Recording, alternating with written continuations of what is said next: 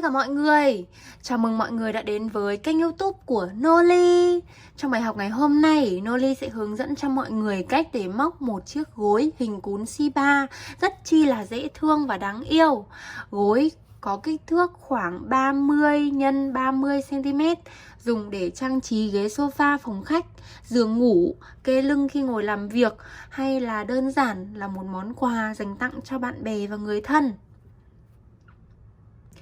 Đầu tiên, Noli sẽ nói về nguyên liệu cần chuẩn bị cho bài học ngày hôm nay. Các bạn cần chuẩn bị cho Noli len jean Jan Art của Thổ Nhĩ Kỳ, gồm các màu như sau. Đó là màu nâu, mã 70, màu vàng mù tạt, mã 84,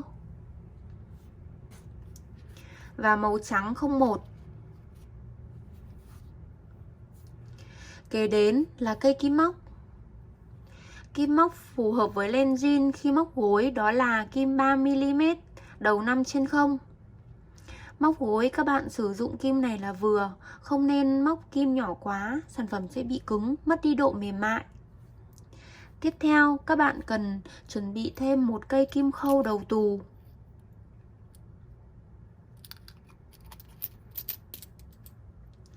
Một dụng cụ đếm dòng cầm tay để giúp các bạn không phải đếm đi đếm lại trong quá trình móc. Sau đó là một chiếc kéo.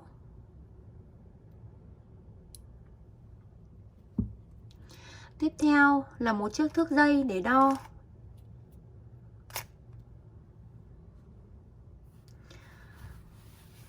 Một tấm vải để các bạn khâu lót. Tấm vải sẽ lớn hơn kích thước của gối. Và cuối cùng sẽ là bông hạt. Bông hạt sẽ giúp cho các bạn nhồi gối lâu bị xẹp hơn là bông sơ. Tùy vào kích thước của gối mà các bạn tạo, cũng như là các bạn muốn gối căng hay là gối vừa vừa, thì các bạn có thể chuẩn bị lượng bông cho phù hợp. Giờ các bạn đã biết chính xác những nguyên liệu cần chuẩn bị cho việc móc gối ngày hôm nay. Giờ chúng ta cùng bắt đầu thôi. Bài học này các bạn sử dụng hoàn toàn là mũi móc đơn. Đầu tiên các bạn sử dụng len màu trắng gây cho mình là 65 mũi móc xích. Với các bạn chưa biết học móc mũi cơ bản như thế nào thì mình có để link ở dưới phần mô tả, các bạn có thể kích vào đấy để xem nhé.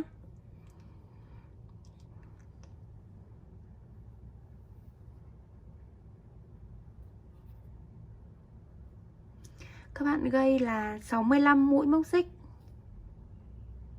Đây là nút thắt đầu tiên, chưa được tính là mũi móc xích. 1 2 3 4 5. Như vậy là các bạn đã được 65 mũi móc xích. Các bạn có thể đo dây xích này.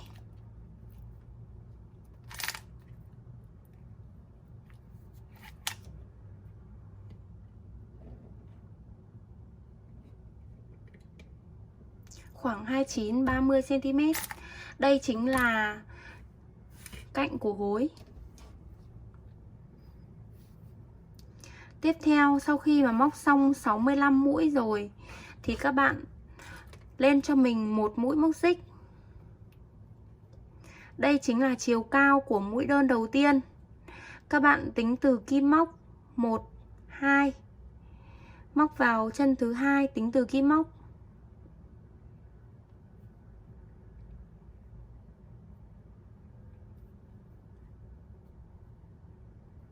Như vậy là chúng ta đã được mũi đầu tiên.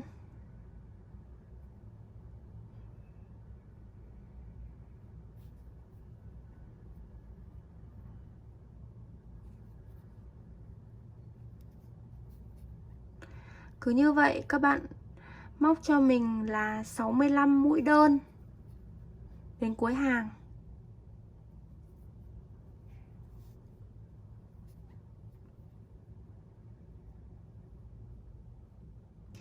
Tới cuối hàng, các bạn lên một mũi móc xích, quay lại, móc vào chân bính mũi móc đơn đầu tiên. Tiếp tục móc vào chân kế tiếp một mũi móc đơn. Cứ như vậy, các bạn sẽ móc được 65 mũi đơn đến cuối hàng. Các bạn thực hiện hàng mũi màu trắng cho mình liên tiếp là 8 hàng. 1, 2 đến 8 hàng rồi các bạn dừng lại. Sau khi móc xong được 8 hàng mũi đơn màu trắng thì ở mũi cuối cùng các bạn bắt đầu đổi len sang màu vàng.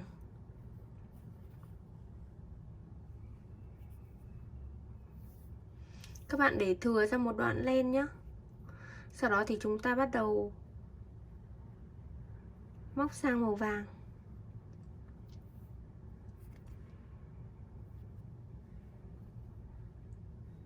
Sau đó chúng ta lên một mũi móc xích, kéo cái sợi màu trắng thít chặt hơn.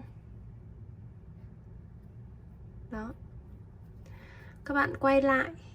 Cái sợi màu trắng này chúng ta sẽ không cắt dây, để lát nữa chúng ta còn móc tiếp nhé. Các bạn móc cho mình là 8 mũi màu vàng. 1 2 3 4 5 6 7 8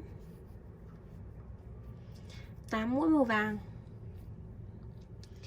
Thì bắt đầu chúng ta gài cái sợi màu trắng vào. Thì các bạn sẽ để ý là chúng ta sẽ phân biệt hai hàng. Thì hàng bên này sẽ là hàng bên phải và hàng bên này sẽ là hàng trái nhá. Thì chúng ta đến mũi thứ 8 thì các bạn sẽ chỉ móc đến đây thôi. Sau đó thì chúng ta dùng cái sợi màu trắng,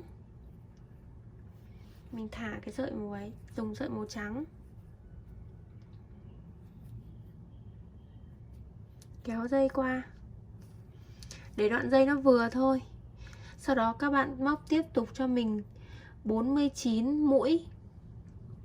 Các bạn lưu ý là ở đây là mặt trái thì chúng ta sẽ để dây như thế này, bên này mặt phải.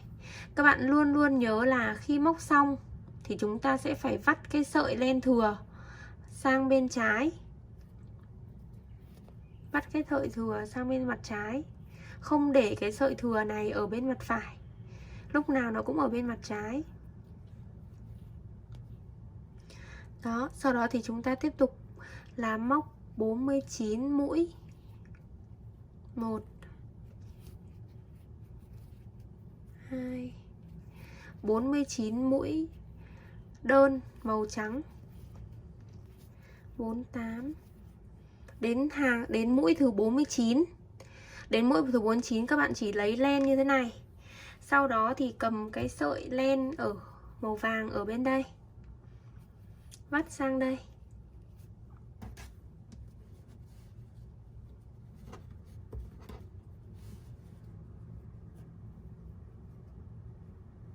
Các bạn vắt sang.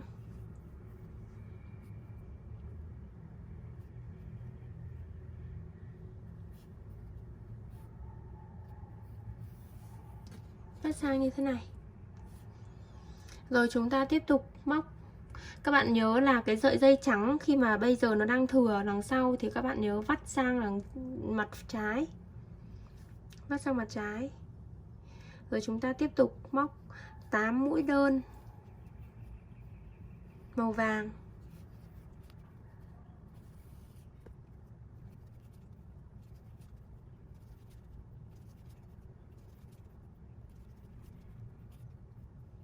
Quay lại.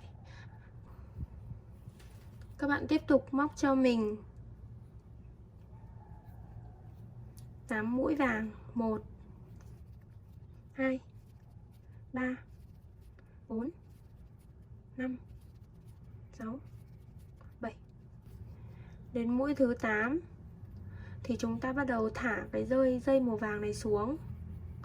Lấy cái sợi màu trắng, móc 48 mũi đơn màu trắng. Khi mà ở bên này, bên mặt phải, bên này mình đã quy định mặt phải rồi, thì cái dây này các bạn chỉ cần thả xuống là xong. Còn ở cái phần này thì các bạn sẽ lấy lên này. Cái dây màu vàng ở đây chúng ta cứ kệ để nó vậy. 1, 2. Ở hàng thứ 10 này các bạn sẽ móc cho mình là 8 mũi đơn màu vàng, 48 mũi đơn màu trắng và cuối cùng là 9 mũi đơn màu vàng. Ở đây mình đã móc được 2 mũi rồi.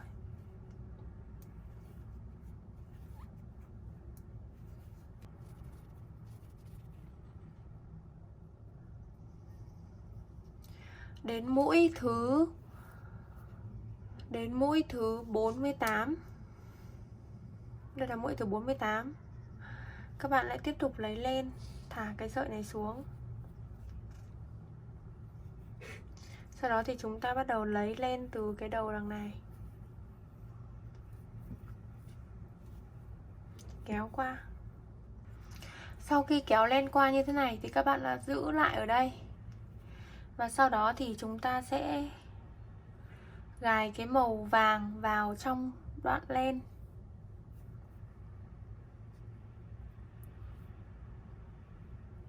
Lấy lên qua. Tiếp tục chúng ta móc 9 mũi màu vàng.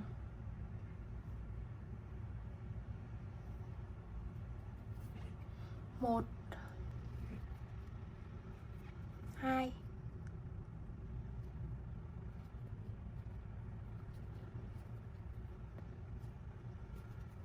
3, 4, 5, 6, 7, 8 và 9.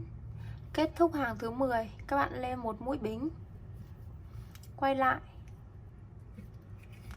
chuyển sang hàng thứ 11.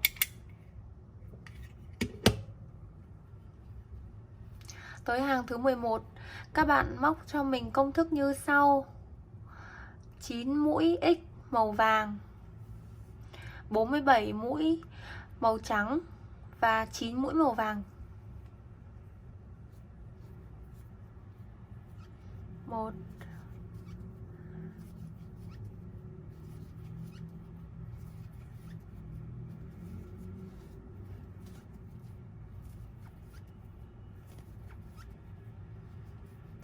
tới mũi thứ 9, các bạn lấy sợi trắng lên. Các bạn nhớ là đây là mặt phải, đây là mặt trái của sản phẩm. Thì bên này là mặt phải, bên mặt phải thì sẽ không để một cái sợi len thừa nào cả. Thì chúng ta móc xong, chúng ta cầm cái sợi vắt sang bên trái. Dùng cái sợi màu trắng này lấy lên qua. Các bạn nhớ là ở cái mũi cuối cùng của một cái hàng đó thì chúng ta sẽ chỉ lấy 2 và sau đó thì vắt lên qua luôn. Chúng ta tiếp tục móc 47 mũi trắng. 1, 2, 3. Tới mũi thứ 47 này, các bạn sẽ tiếp tục lấy lên cho mình.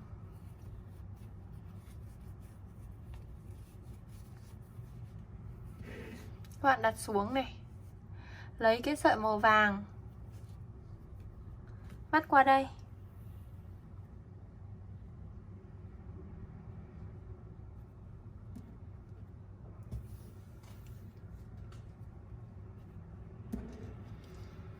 Các bạn nhớ rằng chúng ta phải vắt cái sợi màu trắng sang mặt bên trái,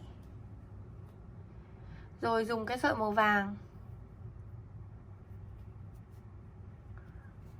kéo qua.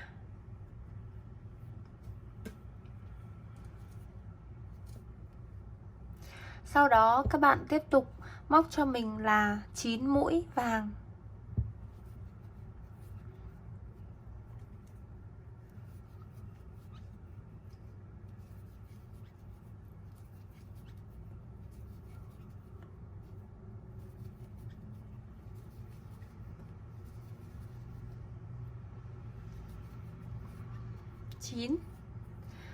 Lấy lên, quay lại, bắt đầu hàng thứ 12. Ở hàng thứ 12 các bạn tiếp tục móc cho mình là 10 mũi màu vàng, 23 mũi màu trắng, 3 mũi màu nâu, 19 mũi màu trắng và 10 mũi màu vàng. Móc như sau.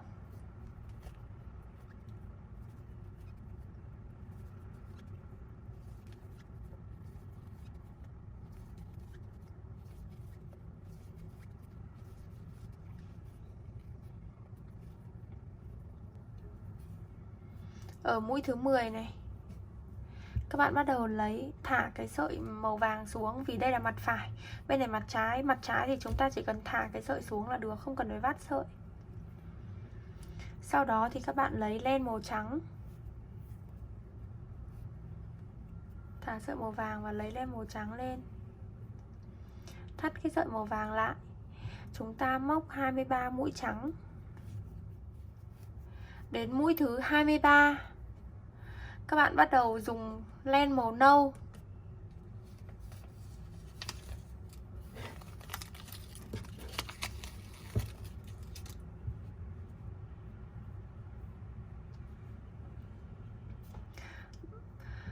tiếp theo các bạn dùng cái sợi màu nâu này để làm miệng của con cún. Các bạn gài qua như thế. Chúng ta thả cái phần thừa lại, dùng cái sợi màu nâu. Các bạn tiếp tục móc cho mình là 3 mũi nâu. Các bạn gắn luôn cái sợi dư này nhá vào nhá. Các bạn sẽ đi cầm cái sợi dư này.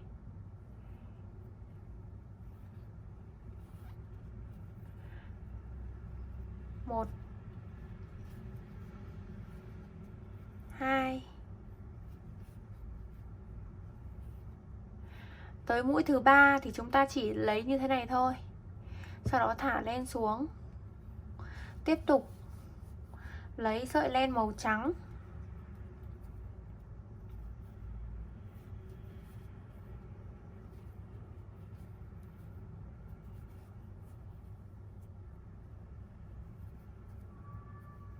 Và chúng ta sẽ móc 19 mũi màu trắng.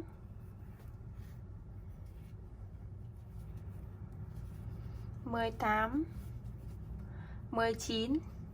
Tới mũi 19, chúng ta thả sợi len xuống và lấy sợi len màu vàng.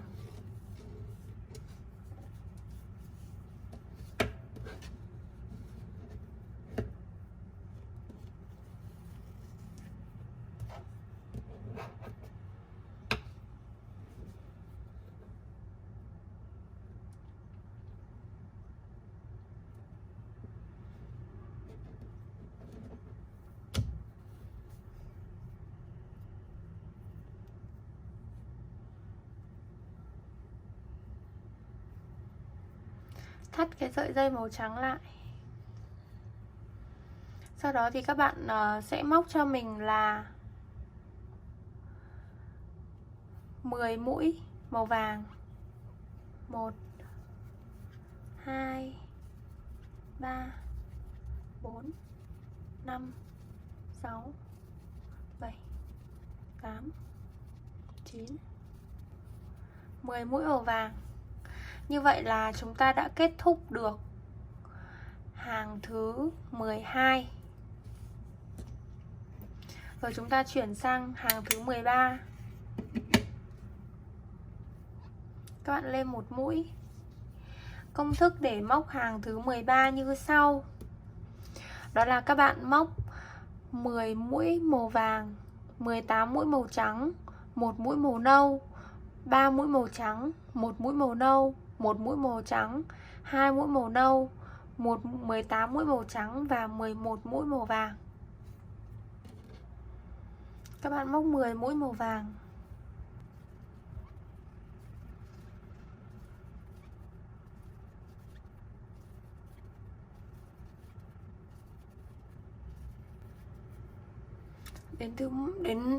Đến mũi thứ 10.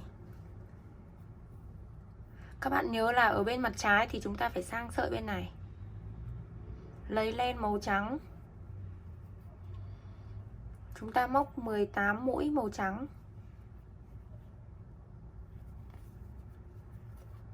1 2 17 và 18.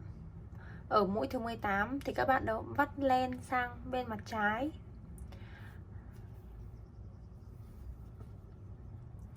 Lấy sợi len nâu.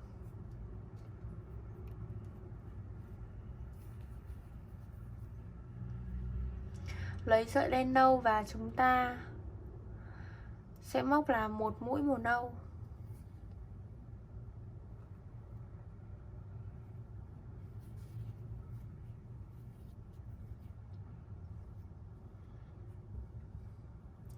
Một mũi này thì chúng ta sẽ chỉ lấy như thế này thôi. Sau đó thì các bạn lại móc 3 mũi màu trắng, vắt len nâu ra đằng trước. 3 mũi màu trắng.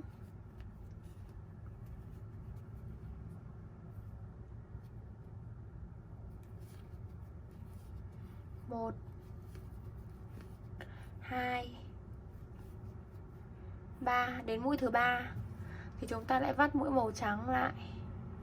Sau đó thì các bạn móc 1 mũi màu nâu.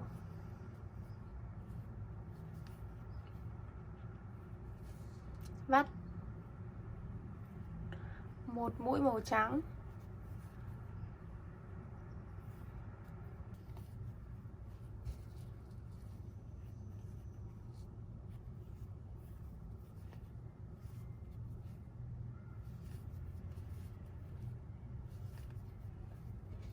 Vắt 18 mũi màu trắng.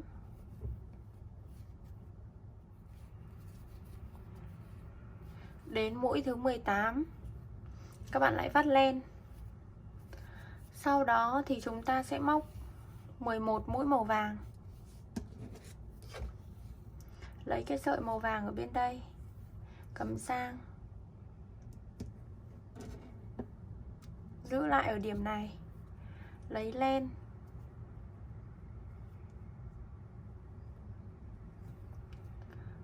vắt dây qua. Chúng ta sẽ móc 11 mũi màu vàng.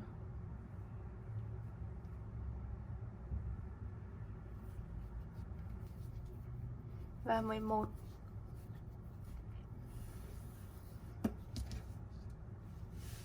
Như vậy là các bạn có thể thấy là ở mặt trái nó sẽ như thế này. Ở mặt phải thì các bạn đang tạo được là cái phần mũi của sản phẩm. Hai bên này là cái vòng, nó sẽ đi vào đây.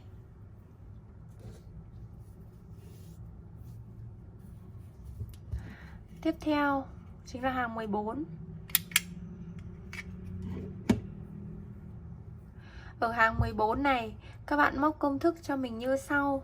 Đầu tiên chúng ta móc 11 mũi màu vàng.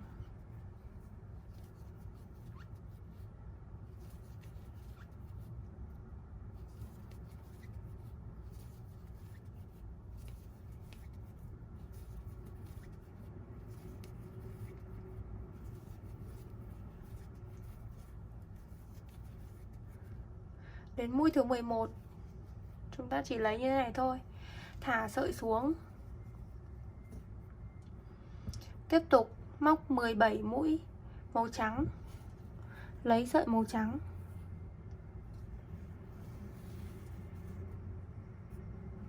Lấy sợi màu trắng lên.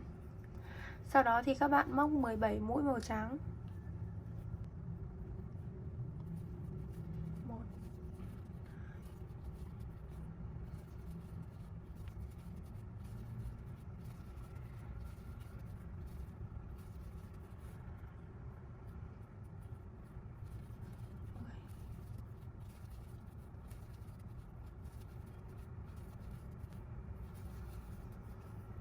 Tới mũi thứ 17. Tiếp tục các bạn thả sợi này xuống, lấy sợi len màu nâu kéo qua, rút sợi màu trắng xuống. Các bạn móc cho mình là một mũi màu nâu, rồi các bạn thả lên. Tiếp tục móc 2 mũi màu trắng,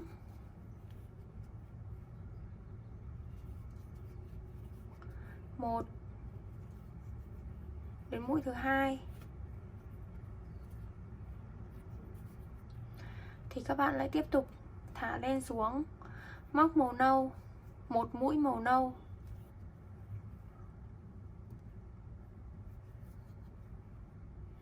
thả lên xuống 5 mũi màu trắng,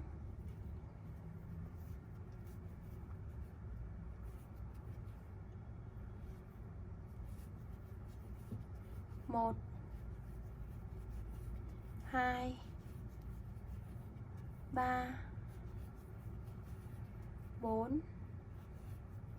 Đến mũi thứ 5 thì chúng ta lại thả xuống, lấy cái sợi màu nâu lên,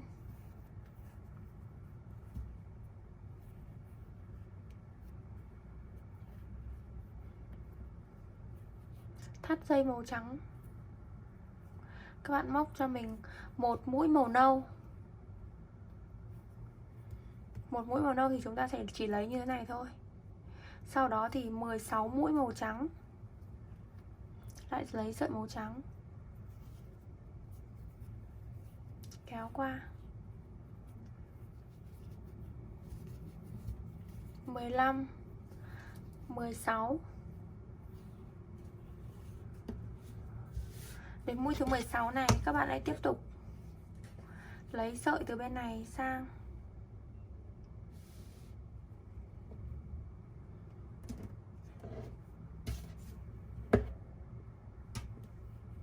các bạn nhớ rằng là đặt cái sợi màu vàng này ở đằng đây nhé, để cái sợi màu nâu lên trên và đặt cái sợi màu vàng xuống.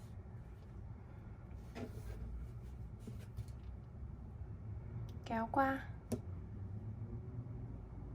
ở đây, chúng ta giữ lại ở đây và sau đó thì lấy lên.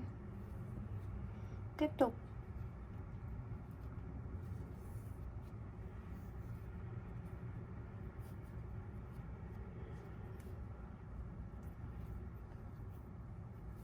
kéo lên qua. Ở đây các bạn sẽ móc cho mình là 11 mũi màu vàng. 1, 2, 3, 4, 5, 6, 7, 8, 9, 10 và 11 mũi màu vàng.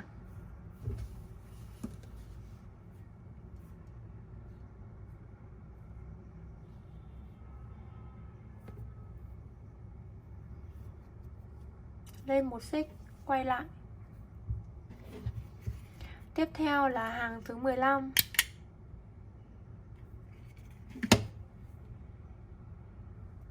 Các bạn móc cho mình là 12 mũi màu vàng.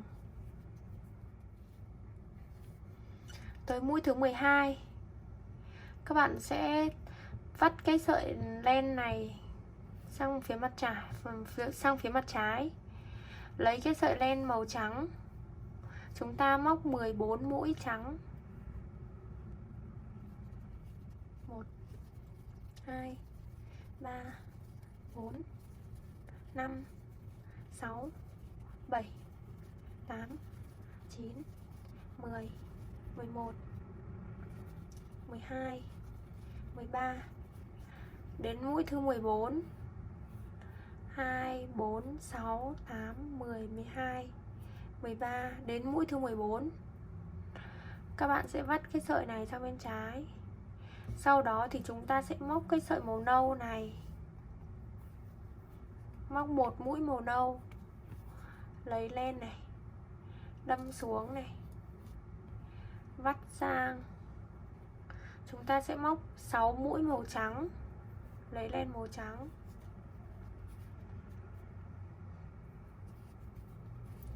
1, 2, 3 4 5. Tới mũi thứ 6 chúng ta lại vắt sợi.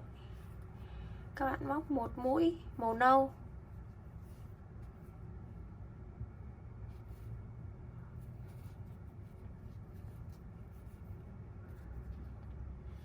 vắt sợi 3 mũi màu trắng,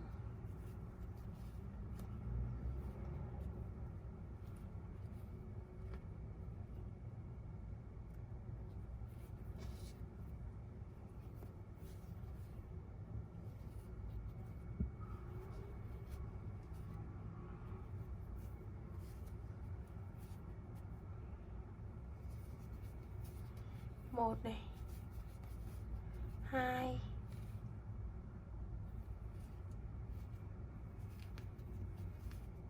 3.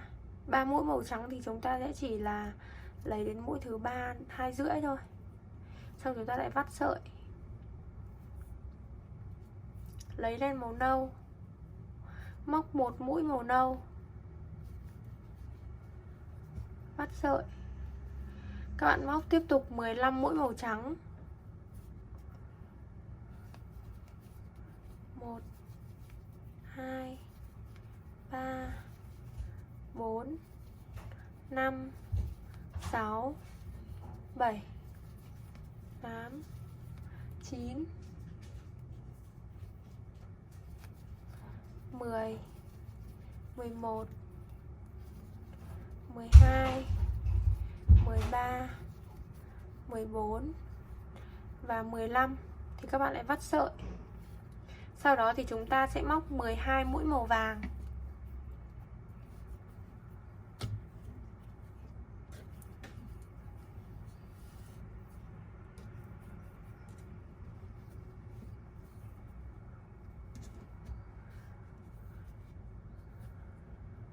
Các bạn nhớ để cái sợi nâu lên trên nhé.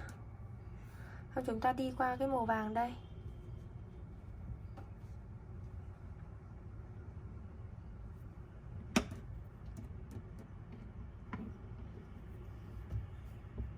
Các bạn tiếp tục móc 12 mũi màu vàng, lấy lên này.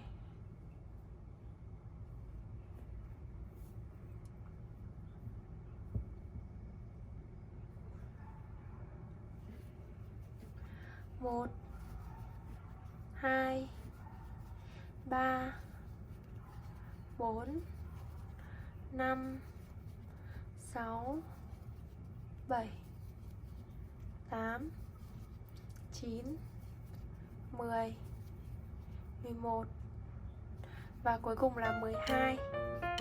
Chốt lại. Như vậy là chúng ta đã hoàn thành được 15 mũi móc. Đây là mặt phẳng của sản phẩm.